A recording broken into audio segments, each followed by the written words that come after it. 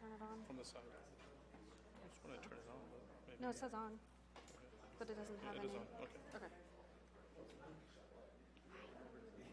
I know, I haven't looked at the weather forecast. It's gonna snow tomorrow? So, I'm dead center right now. okay, so I'm more worried about what's going to happen in West Virginia. Yeah. Talking about like Are you 40. going tonight? Maybe we'll come back on Monday. We'll see. Yeah, and I mean, it's just getting out. Are you gonna sit on this? Sorry, that's mine. I'll move it if you need. Because I might just like try to. Yep. I don't want to step on it. I'm gonna put it like so it doesn't get. Yeah. Stood on. Thanks. You're welcome. I easily would have like been like smacked it.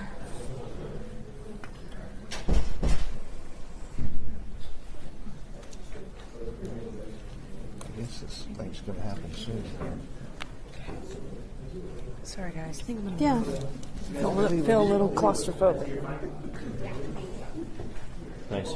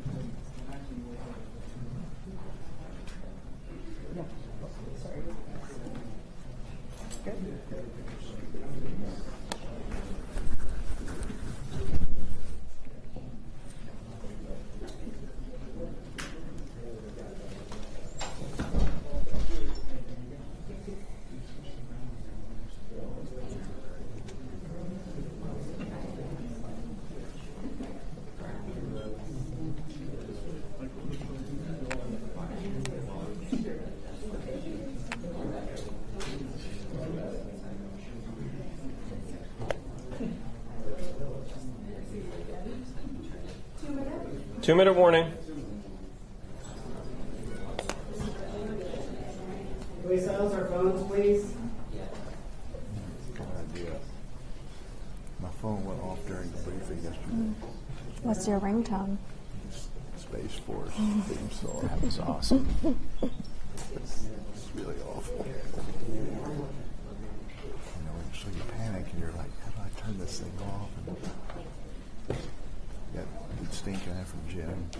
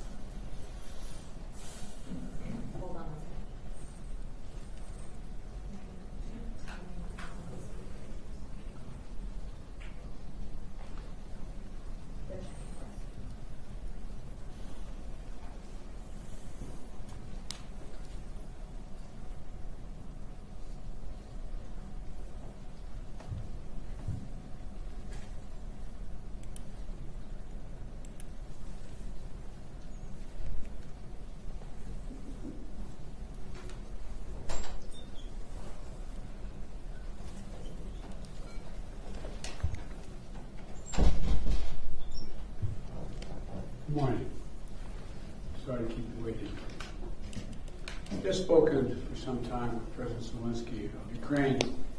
I told him, as I have each and every time we've spoken, the United States stands with the people of Ukraine and as they bravely fight to defend their country, and they are doing that. And as Putin continues his merciless assault, the United States and our allies and partners continue to work in lockstep to ramp up the economic pressures on Putin and to further isolate Russia on the global stage.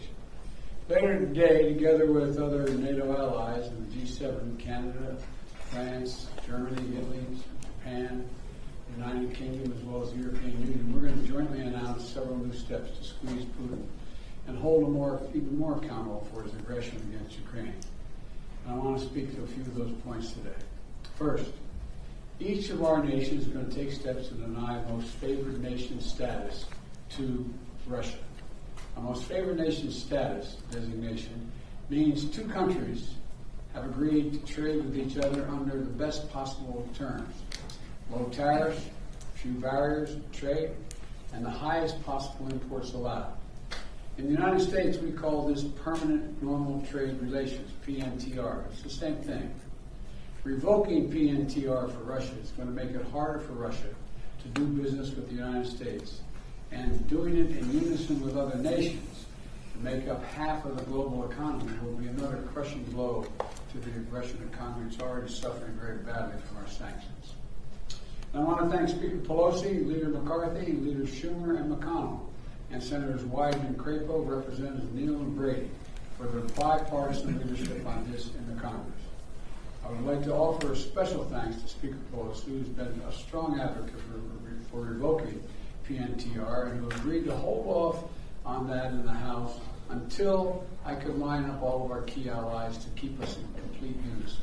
Unity among our allies is critically important, as you all know, from my perspective. Many issues divide us in Washington, but standing for democracy in Ukraine, pushing Russia's aggression, should not be one of those issues. The free world is coming together to confront Putin. Our two parties here at home are leading the way. With that bipartisan cooperation, I'm looking forward to signing into law a bill revoking PNTR, which is, again, most people think of as most favored nation status. We're also taking a further step of banning imports of goods from several signature sectors of the Russian economy, including seafood, vodka, and diamonds. And we're going to continue to squeeze Putin.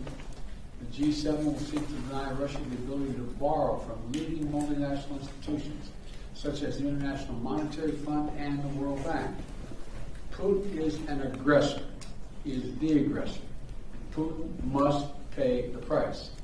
He cannot pursue a war that threatens the very foundations, which he's doing, the very foundations of international peace and stability, and then ask for financial help from the international community.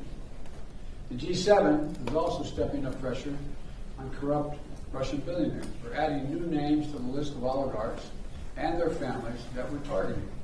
And we're increasing coordination among the G7 countries to target and capture their ill-begotten gains. They support Putin. They steal from the Russian people. And they seek to hide their money in our countries. They're part of that kleptocracy that exists in Moscow. And they must share in the pain of these sanctions. And while we're going after these super yachts and vacation homes for hundreds of millions of dollars, we're also going to make it harder for them to buy high-end products manufactured in our country.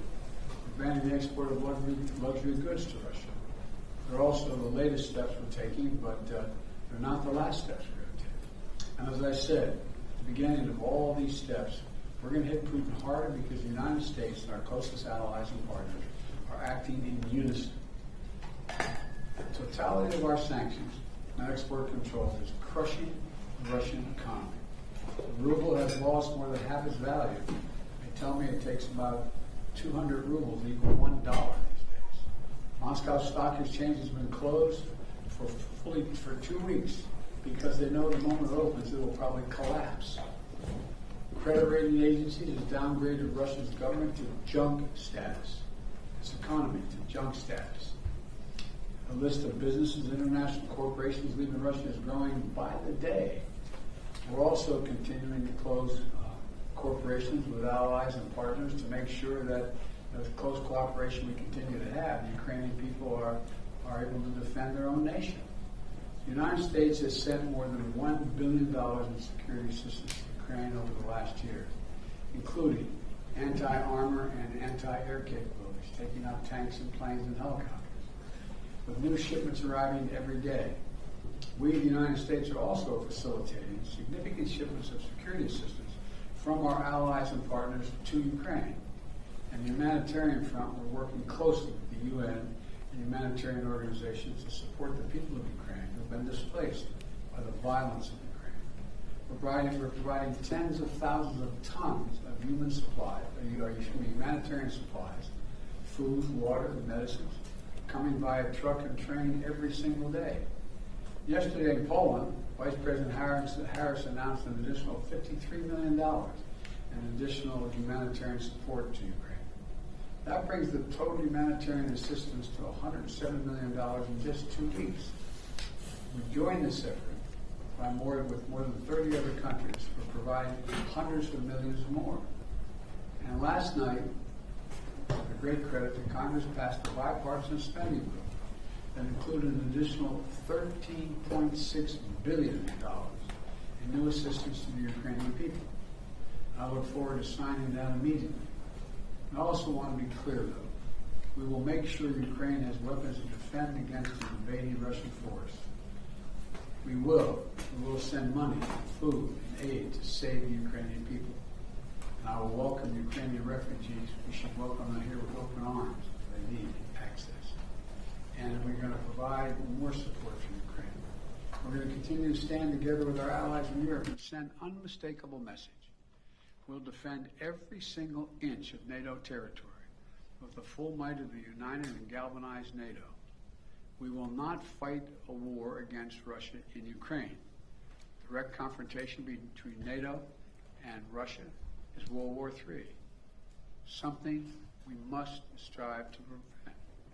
But we already know Putin's war against Ukraine will never be a victory. He hoped to dominate Ukraine without a fight. He failed. He hoped to fracture European resolve. He failed. He hoped to weaken the transatlantic alliance. He failed. He hoped to split apart American democracies in terms of our positions. He failed. The American people are united. The world is united. And we stand with the people of Ukraine. We will not let autocrats and would-be emperors dictate the direction of the world. Democracies are rising to meet this moment, rallying the world to the side of peace and the side of security. We're showing our strength, and we will not falter. God bless all of you. God bless Ukraine, and God bless our troops. President Biden, your White House has said that Russia may use chemical weapons or create a false flag operation to use them. What evidence have you seen showing that? And would the U.S. have a military response if Putin does launch a chemical weapons attack? I'm not going to speak about the intelligence, but Russia would pay a severe price if they use chemical Would weapons. the U.S. send troops in? Spending the federal gas tax? Will this make Putin stop his war?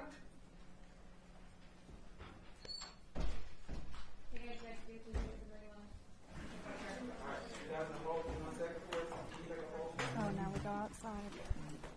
Well, you have your coat, so good. I forgot my sunglasses, though, which is the more important part.